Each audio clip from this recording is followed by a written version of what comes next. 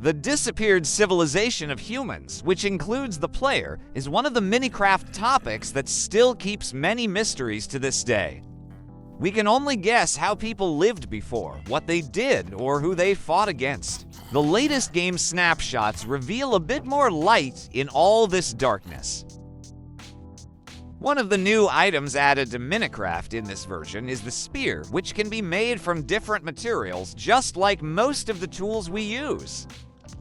Now zombies can appear holding these spears and even sitting on zombie horses. Watching how they behave with this new weapon makes you wonder whether they are actually mindless walking corpses or whether they still have some memories from the past. A zombie on a horse purposefully gains momentum and crashes into its enemy, and then repeats all these actions again. On the other hand, it could simply be muscle memory, because if you give a spear to a skeleton, it will use it like a regular sword. But the fact that a zombie can ride a horse already shows that human civilization once actively developed horseback riding, and that they were the only ones who did so. Because none of the other races have ever used horses that way. Piglins never interacted with horses, and villagers only keep them in pens, possibly for working in the fields. But this newly added weapon is not a unique human weapon, because now in the Nether piglins will appear with golden spears. And iron versions will appear in villager settlement chests.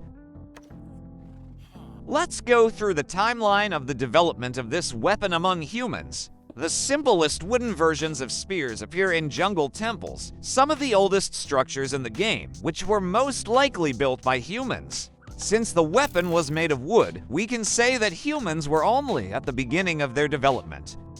Stone spears start to appear in underwater ruins. In Minecraft lore, the places where underwater ruins are found on the seabeds used to be places where humans lived, which can be understood by the large number of drowned zombies swimming around their former homes. A sudden rise in water levels destroyed their settlements and forced them to start sailing.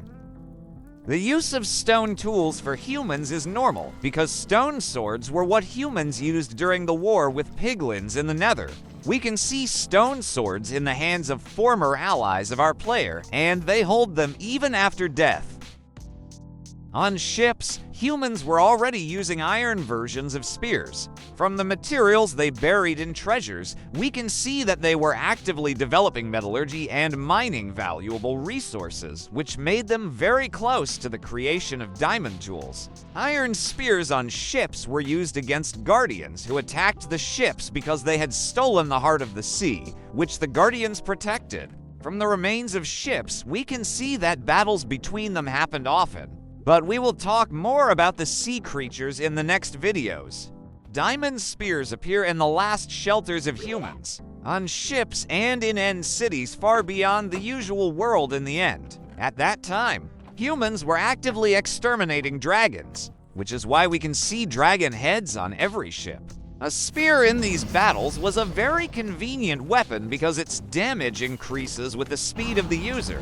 So, with elytras and fireworks, humans could simply ram into dragons, dealing heavy damage. Unfortunately, humans never reached netherite spears, because their story ended in the end, where due to chorus fruits they turned into endermen, who now wander aimlessly through the dimensions. The closest to creating netherite tools were piglins, because they mined netherite scraps and even crafted ingots. But for creating such tools, you need a smithing table and an anvil, which piglins did not have because these items are crafted using iron, which can only be obtained in the overworld, where piglins would only die from the virus. So at the moment, the only one who can craft a netherite spear is our player. Maybe in the future something will change, and new races will appear in the upcoming updates of the game that may reach the player's level of development. Or maybe new secrets of existing creatures will be revealed, so we only have to wait.